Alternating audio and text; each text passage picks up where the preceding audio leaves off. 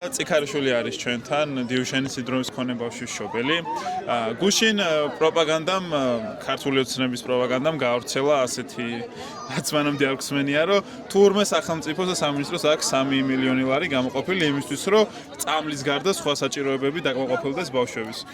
ეს თანხა თუ მიიღეთ, რამენაირად თუ მოხდა თქვენს ხელში, მართლა არსებობს თუ არა ეს თანხა და აი მაგაზე რო გვიპასუხოთ. პირველ რიგში საინტერესოა გუშინ რატო დაიწყეს ამის გავრცელება. იგივე პროპაგანდისტებმა გუშინ რატო ატეხეს ერთი ამბავი, რომ თურმე ჩვენ სამინისტრო გვინასღაურებს ყველაფერს, ესე იგი, ყველა დამხმარე საშუალებებს წამლის გარდა ყველაფერს გვიგეთებს თვითონ სამინისტრო. სინამდვილეში მშობლებს აქვთ უამრავი საჭიროებები და ბავშვებს აქვთ უამრავი საჭიროებები, რომლებიც ალბათ რა ვიცი 5%-საც კი ვერ ფარავს ალბათ სახელმწიფო. რა საჭიროებებია ეგენს რო გითხრა? დაწყებული, ესე იგი, ადაპტირებული ეტლები, რომლებიც დიუშენს სჭირდება სპეციალური ეტლები, რომ ბავშვებს სკოლიაზე არ გაუჩნდეთ. შემდეგ სპეციალური საწოლები, სასუნთქი აპარატები, გადაადგილების საშუალებები, როგორც არის ავტომანქანა, სპეციალური ავტომანქანა, რომ გადმოვიყვანოთ ეს ბავშვები.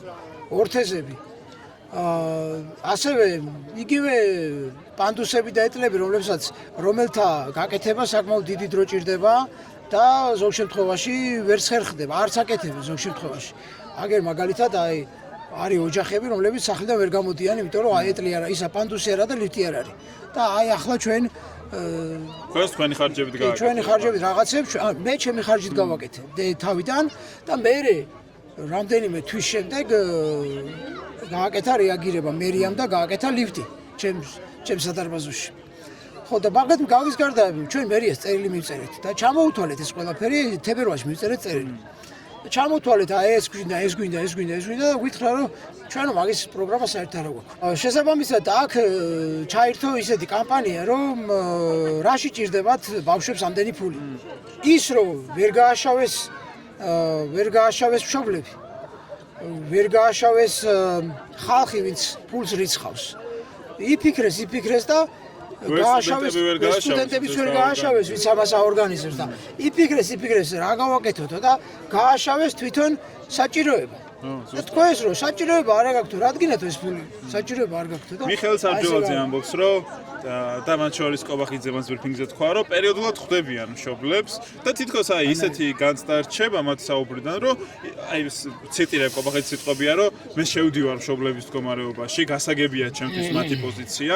სარჯოლაძეს ამბობს, რომ აბსოლუტურად მძიმე თემაა. თითქოს ზრუნავენ. ჩვენ ვართ კი გასაგები, ჩვენ ვართ ორგანიზაცია მშობლების, სადაც 66-მდე მშობელია გაერთიანებული, 50-მდე ბავშვია აქა.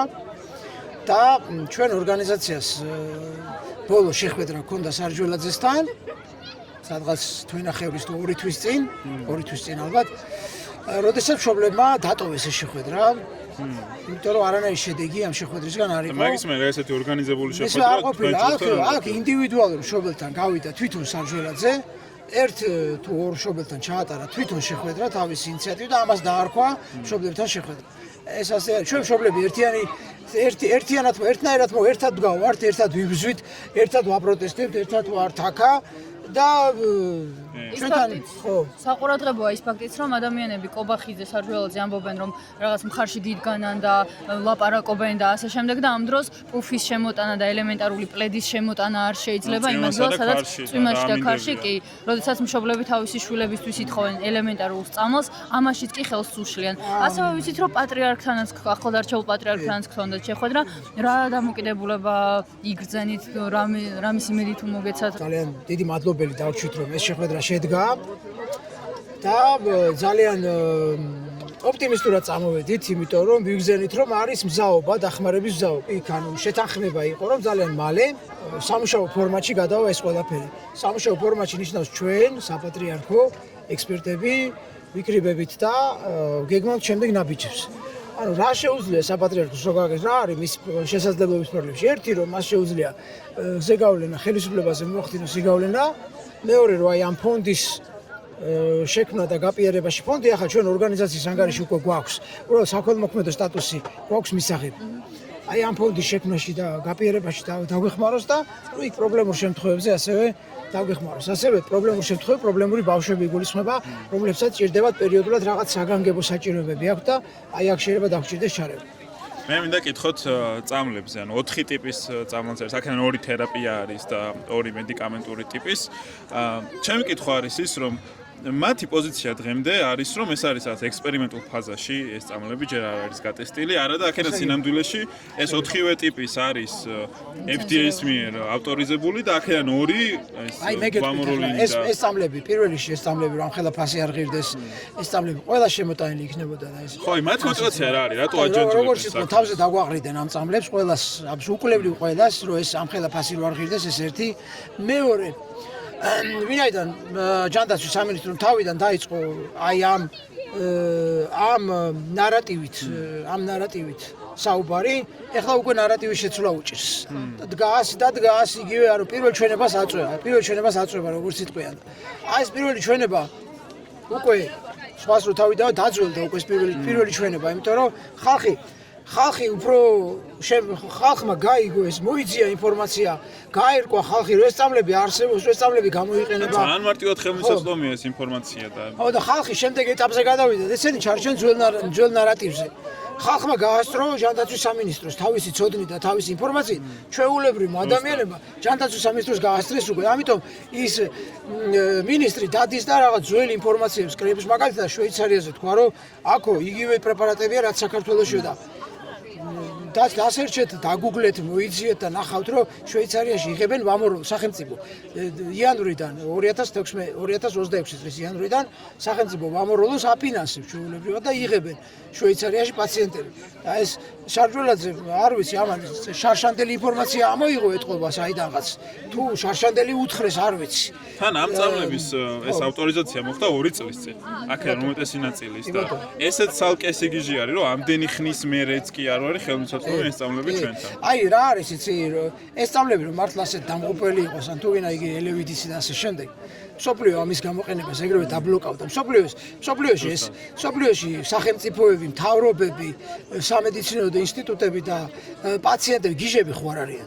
რომელი სახელმწიფო, რომელი მშობელი, რომელი სადაზღვევო კომპანია დააფინანსებს ისეთ წამლებს, რომელიც არის დამღუპელი ბავშვები. ვინ დააფინანსებს? ამერიკაში და ბრიტანეთში და ისეთ წამყვან ქვეყნებში, როგორც ესენია. და გვაქვს მაგალითები, რომ მოიხმარენ ხო ამერიკაში ამ წამალს და უკვე ავიდა, მე როგორც ვიცი 1200-ზე მეტია მოხმარებელთა რიცხვი ამ ელევიდისის და რა ვიცი ამ წამლების მიღება ხდება უკვე ძალიან დიდი სისწრაფით, ანუ სახელმწიფოებით განამდე ფაქტიურად მარათონში არიან, ვინ უფრო სწრაფად გადაარჩენს დიუშენის ბავშვებს. ეს მარათონია ფაქტიურად. როგორც აი კოვიდის დროს ხდებოდა. ხო, მარათონია, ზოგი სახელმწიფო ძალიან სწრაფი ნაბიჯებით მიიწევს, ზოგი ნელი ნაბიჯებით მიიწევს. ესენი ყველაფერში რომ ევროპას ეჯიბრებიან, რა ვიცი, ეკონომიკური ისაო, უსაფრთხოებაო, ისაო, ყველაფერში ევროპას ეჯიბრებიან და აქ რატო უნდა მოიჩანჩალოთ მაშინ ბოლოში? მოდი ეს შეკითხვა დავსვათ.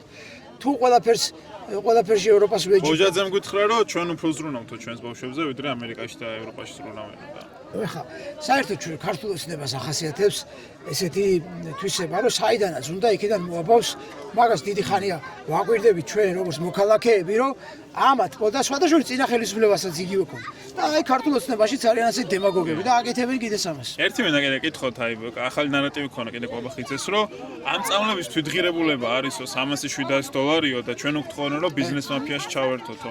და მე მეც მოვიკვლიე, ანუ წამალს თვითღირებულებას იმით რომ ზომავთ, რომ რა არის წამლის ფორმულა, წამალი ღირს მანამდე ჩატარებული კვლევები, სანამ შენ იქამდე მიხვალ. ჯერ ერთი წამალს საერთოდ რო არ ქონდეს თვითღირებულება და ვიღაცამ უფასოდ იშოვოს წამალი. აი რა ვქნათ, 100 ბავშვი არის გადასარჩენილი და ვიღაცას უფასოდ ხელში ჩაუვარდა წამლის 100 დოზა, რომ 100 ბავშვის გადასარჩენი. ამბობს, რომ მე ამას გავყიდი მილიონად. რა ვქნათ, ბავშვები დავხოცოთ, იმიტომ რომ თვითღირებულება 0-ია წამლის და მარტო ერთ ადამიანს აქვს ეს წამალი და დიდი ამხელა ფასი დაადო. ეს ერთი შეკითხვა. ხო? რომ ფასვადებთ თუ არა ადამიანის სიცოცხლეს. ხო, რა ფასვადებთ ადამიანის სიცოცხლეს. მეორე საკითხი, წამლის თვითღირებულება ასე იმით არის ზომება ამ წამლის კონკრეტული პორციის გამოშვება რა დაუჯდა იმ კომპანიას. წამლის თვითღირებულებას იზომება იმ კვლევებში, რა კვლევები ჩაატარა და ეს ტელეფონი რაც აიწყო, ეკი არ ღირს. ეს ტელეფონი ღირს შიგნით რა წერია ის და რა სისტემაზეც მუშაობს ის ღირს ეს ტელეფონი და არა ეკრანი რო კორპუსში ჩაჯდა ეგ ეს ხო ხა ელემენტარული ის არის. ნებისმიერ ბიზნეს ლოგიკა. რასაკვირველია. აი ამისი თქმა, რომ თურმე $300 წამალი, რომელსაც ფასი ადევს 3 მილიონი და თურმე $700 წამალი, რომელსაც ფასი ადევს 700,000. ამისი თქმა არის ჯერ ერთი აი რაღაცა ელემენტარული აი რა შეიძლება ითქვას რა უცოდინრობაც არ ქვია ამას, არ ვიცი, დემაგოგიის თუ შეცდომაში შეყვანის, ანუ უცოდინარი ადამიანებისთვის მანიპულაცია. უცოდინარი ადამიანებით მანიპულირება, აი როცა ადამიანები საერთოდ ვერ ირკვევიან ერთმანეთში და მათ უმტკიცებ ძალიან აბსურდულ რაღაცას, რომელიც თითქოს ერთი შეხედვით დამაჯერებლად გამოიყურება. აი ასეთ რაღაცას ამტკიცებ. ძალიან დიდი მადლობა. მადლობა და გისურვებ დიდ გამძლეობას ამ ბრძოლაში და რაც შეიძლება მალე ამ წამლის მიღებას. მადლობა ბატონ კახა.